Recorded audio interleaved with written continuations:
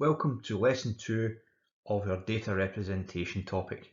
In this lesson, we will learn how the computer stores and represents real numbers.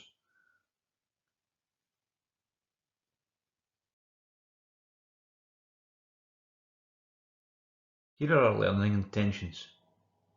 By the end of the lesson today, you will be able to discuss what a real number is, identify the technique used to store and represent real numbers, identify different parts of a floating point number, and describe how to convert a number using floating point representation. Here is our success criteria for today. I can describe what a real number is. I can name the technique used to store and represent real numbers. I can identify the different parts of a floating point number. And I can describe and carry out the process of converting a real number to binary using floating point representation. Once again, the success criteria should be referred to throughout the lesson, allowing you to reflect upon your progress and evaluate your next steps. Not all numbers that the computer stores and represents will be integers that we previously learned about. We need to therefore look at the process and how a computer stores and represents real numbers. For the purposes of computing science, a real number is any number that contains a decimal point or a fractional part to the number. For example, 5.6. Real or floating point numbers are represented in the computer system using a mantissa and an exponent.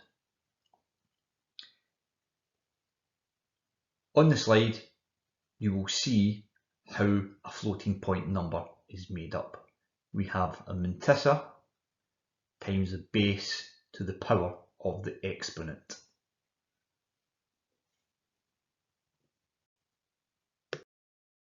In the last lesson, we looked at the unit headings for the binary numbering system.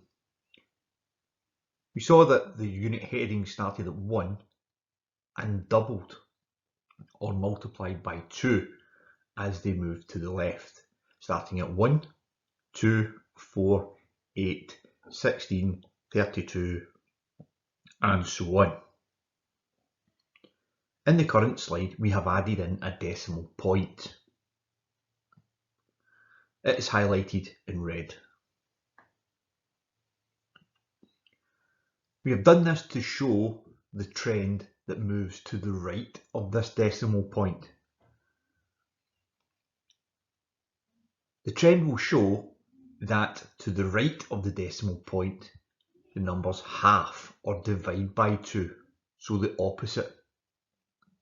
0.5, 0.25, 0.125, and so on.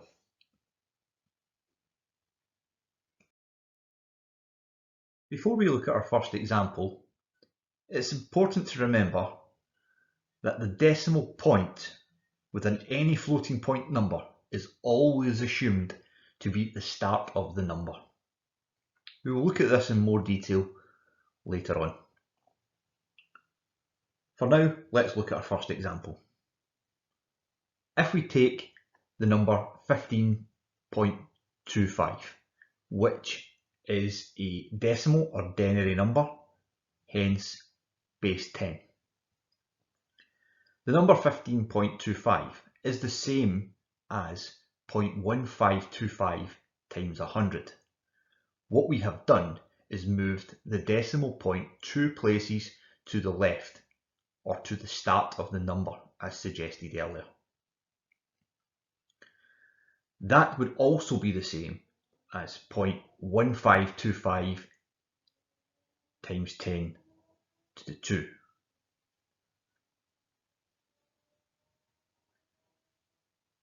If we convert this example to binary, the above example can be written as follows. 1111, which if we convert from binary to denary would be 15.01. which again, if we convert from binary to denary as we showed in the last slide, would be 0.25 or a quarter. That in turn would be the same as 0.111101 times 2 to the 4. Now, what we have done there is move the decimal point 4 places to the left, matching the exponent,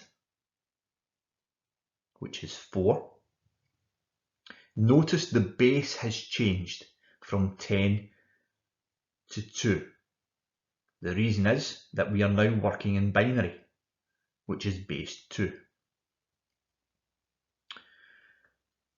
The number 4 in the exponent is an issue. We don't have the number 4 within the binary numbering system. Remember, the binary numbering system only consists of zeros and ones. Therefore, we have to convert this also. So if we take this to the next stage, we can look at the number 0.111101 times 2 to the 100. Now this 100 is binary.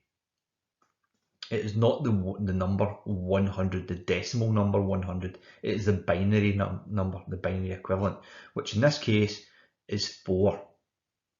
Remember, our unit headings were using 3 bits there. 4, 2 and 1. So we have a 1 at the 4 column, therefore it's 4. Because binary numbers are always assumed to be in base 2, it means that the computer does not need to store this part of the representation. And also, because the decimal point is always assumed to be at the start of the number, the computer can discard this also. In conclusion, from our last slide, we were left with the number 0.111101 times 2 to the 100.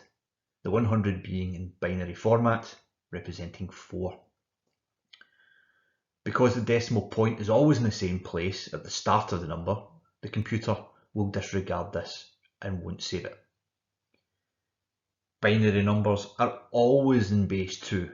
Therefore, the computer can also disregard the 2 and won't save this. We will therefore be left with 2 parts. We will be left with the mantissa, which is 111101, and the exponent, 100. We are therefore left with a complete binary number. The conversion back the way is also a simple process. We would simply add in the decimal point at the start of the number. We would enter the base between the mantissa and the exponent, convert our exponent back to denary, and use that exponent to determine how many places to the right we would move our decimal point.